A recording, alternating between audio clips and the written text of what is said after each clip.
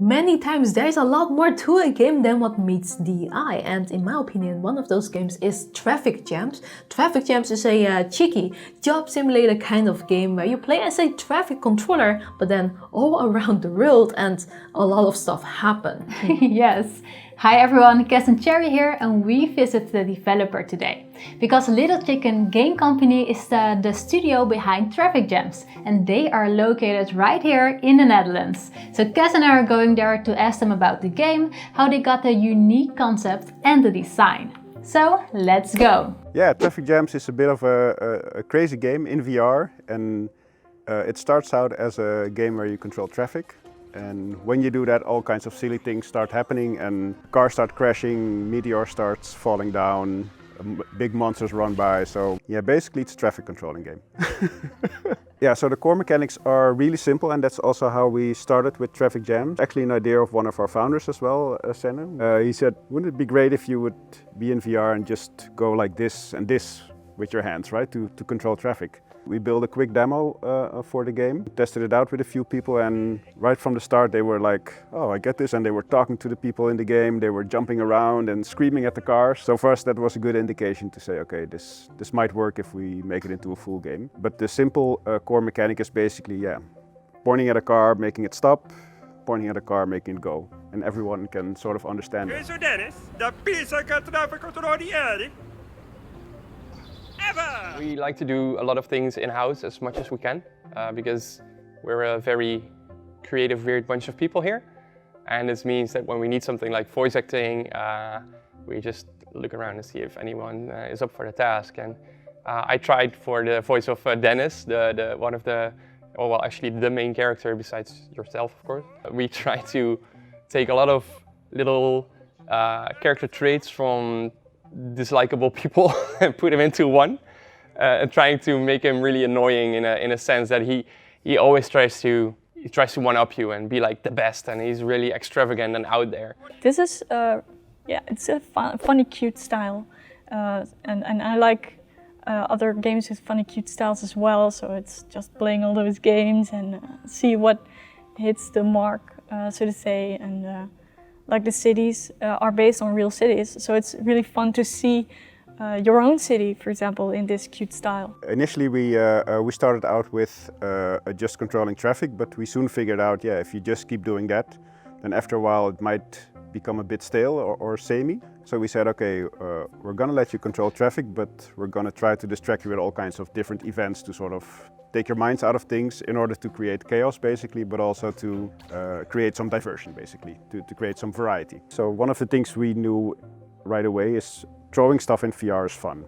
I don't know why, but it's fun. So we said, okay, we're gonna have to throw stuff because that's fun. So we added things like, okay, we're gonna give you a frisbee and you have to pop balloons all of a sudden. We added fireballs that you can shoot basically like Street Fighter, you know, just to destroy the cars, of course. All the things that we come up with are silly, funny things to add to the game. I've worked on quite a few games before, and Traffic Jams is the first game where it didn't matter when or how we were testing in the process, new ideas were coming up. Usually when you work on a game for a long time, you get a little bit tired, or you know the game a little bit too well, so you just test it and want to get it out of the way. But every single session with my colleagues or the testers, there was always somebody laughing about something in the game. Yeah, that's something I've really enjoyed working on Traffic Jams. And besides that, we also added a lot of crazy things in the background for you to notice, because yeah, you're constantly looking at all the pedestrians and cars. We just wanted you to have fun just doing that, basically. So there's people with all kinds of crazy hats and crazy outfits running by. There's a guy dressed in sausages, literally. A guy with a pizza hat, all kinds of crazy things. Basically, whatever we could come up with, we just put in there that we thought was fun. We have a total of 5 cities, and each city, you can visit each city at a different time of day, basically. So we have Gouda, we have Amsterdam, 2 Dutch cities, basically, because we're from the Netherlands. And then we also went for some, yeah, let's say famous cities, because yeah, we thought it would be nice if people would sort of recognize the setting that they were in from real life. So we added Paris, we added New York and Tokyo. But yeah, you basically travel around the world and have to fix traffic everywhere. So we start with a street view of the city, and I make sketches in the style of the different buildings next to each other. And usually you see quite fast what city it is. And then there's also the star buildings, like the Eiffel Tower, something that is really iconic in itself. The first thing you think about when you think about Paris. And next to that, because it's VR, you want to have like these really impressive scenes because you're so immersed. So we added like these set pieces, which basically sort of shake up the whole scene basically. So we have, when you're in New York, it's one of the later levels. All of a sudden you get these warnings that the meteors are coming in, and all of a sudden the meteor starts falling down, which of course causes a big chaos again, which is what we want to do in the game. Yeah, we want to make it feel alive. So it's more than just a game. If you look around, there's life. It's as if they live there.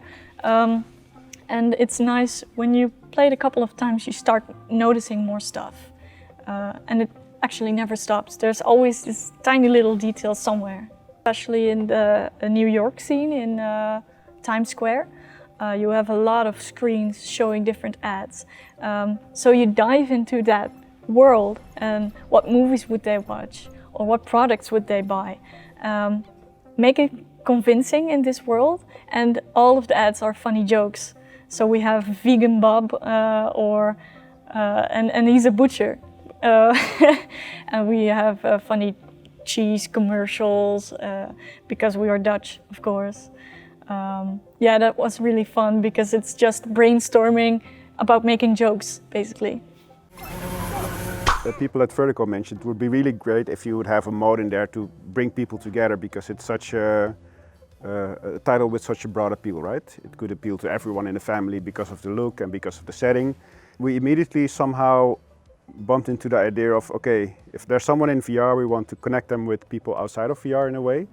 And we know it's hard to do that with giving everyone VR helmets, because usually in a household there's not 5 VR helmets, right? Or even 2 or 3. So we said, okay, let's use a mobile phone so everyone can join in and sort of join in the world in VR. The player is controlling traffic, and the players that join in with their mobile phones can sort of spawn cars and pedestrians and all kinds of other events, trying to achieve goals together. You start in round 1, it's really simple, have 3 pedestrians pass and 3 cars pass safely. So the people on mobile phone have to spawn the cars and the pedestrians, and the one in VR has to make sure that they pass safely. And then in the second round, for example, we say, okay, you have to kill 3 zombies. And the people on the mobile phone can spawn the zombies, but the person in VR has to make sure they don't get run over because he has to punch them.